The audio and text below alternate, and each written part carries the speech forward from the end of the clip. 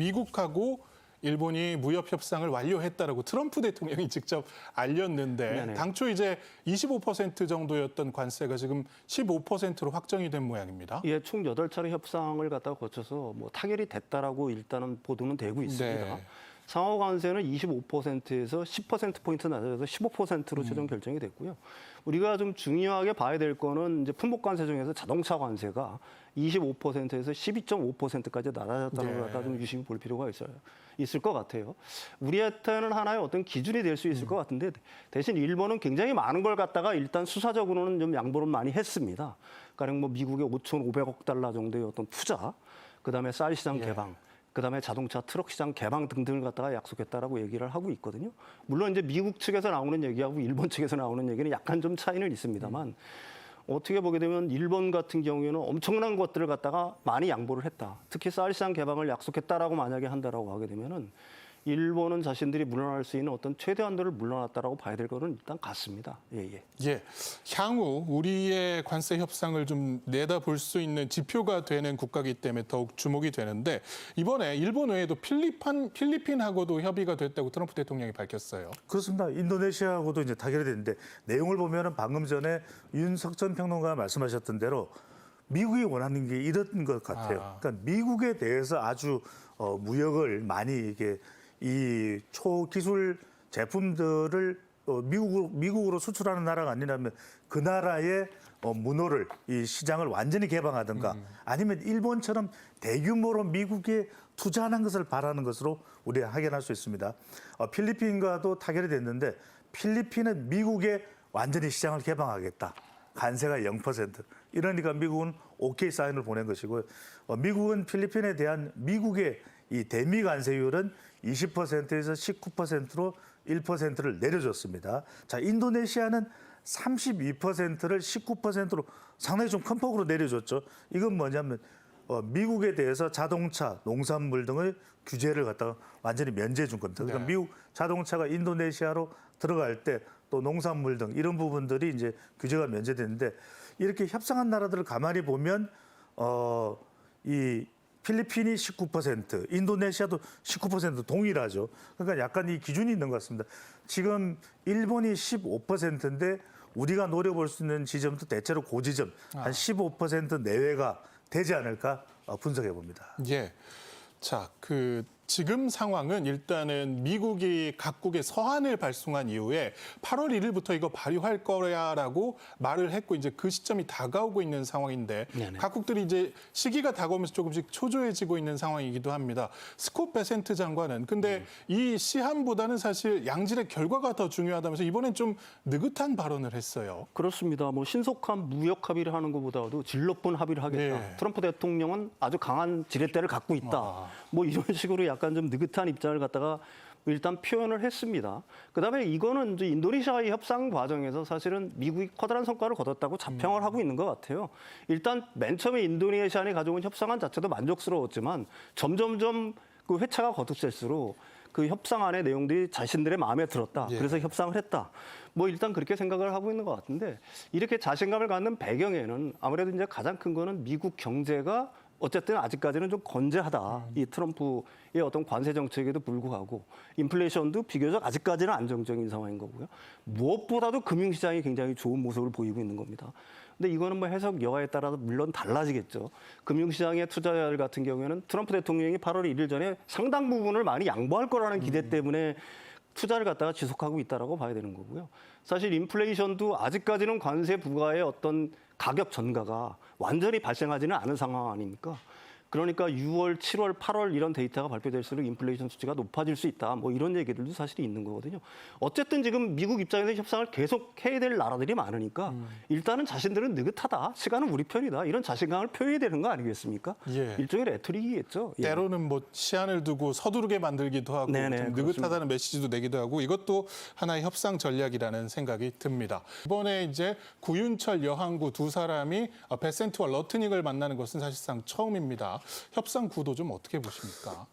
재정과 품목을 다 다룰 수 있는 인물들의 2+2라는 점에서 상당히 저는 협상의 진전 속도가 좀 진전 폭이 좀 넓을 것이다. 이렇게 이제 판단할 수 있는데 지금 우리 측에서는 구윤철 경제부총리 또 여항구 통상교섭 본부장입니다. 미국에서는 스콧 베센트 또 제이미슨 거리어 USTR 대표인데 여기서 중요한 것은 관세 협상 관련해서 이제 패키지 딜도 있으면서 패키지 딜이라는 것이 단순히 상호 관세 외에 비관세 장벽과 관련된 부분 그리고 방위비 또 하나는 뭐냐면 우리가 미국에 내밀 수 있는 히든 카드가 뭐냐가 중요할 수 있거든요.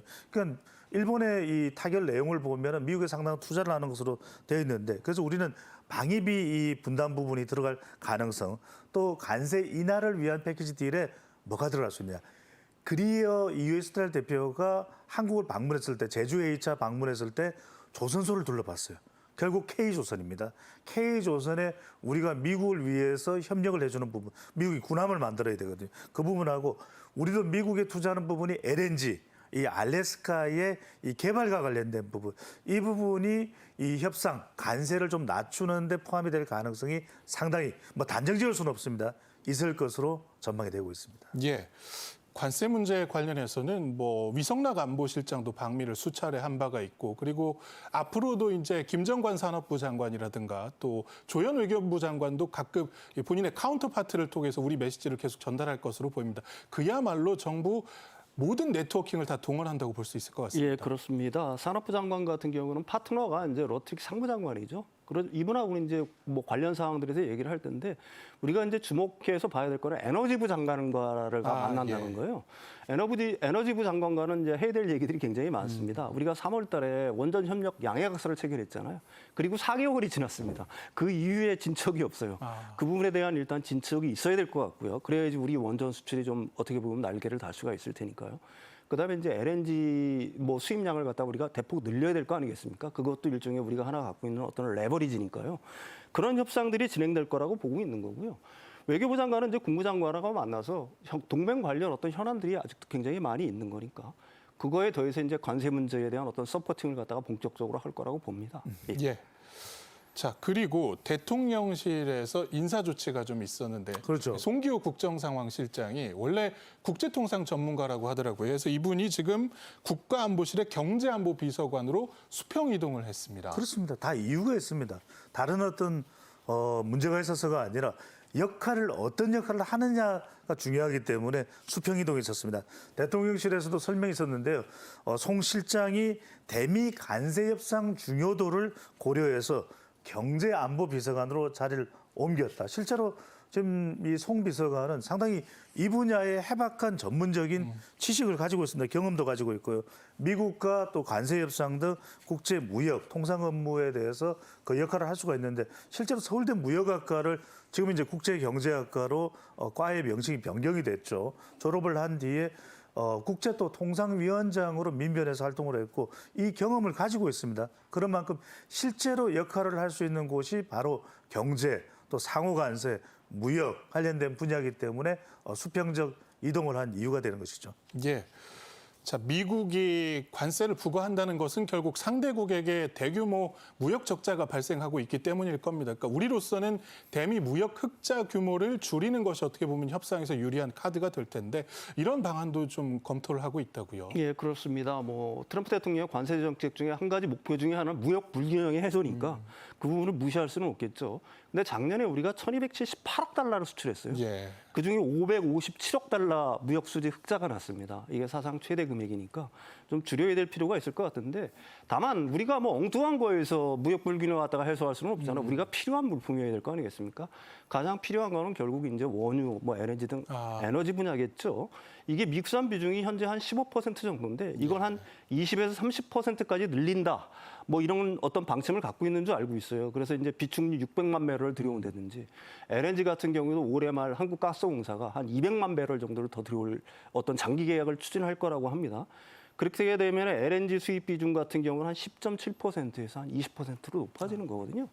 그러니까 사실 우리로서는 이것도 하나의 그 지렛대가 될 수 있다. 이런 전략 하에서 미국산 에너지의 어떤 수입 비중을 늘린다. 뭐 이런 전략을 취하고 있습니다. 예. 자, 미국은 결국 관세를 걷어들이는 것은 이 연방 정부의 세수가 되는 것입니다. 그래서 대규모 관세가 이제 거치기 시작했을 때 실제로 미국의 재정 수입이 좀 늘어났는지도 궁금합니다. 기록적입니다. 역대급입니다. 그만큼 세수 확보에 도움이 되는 것이고 그 목적을 위해서 관세를 인상하겠다라고 트럼프 대통령이 목적했던 거죠.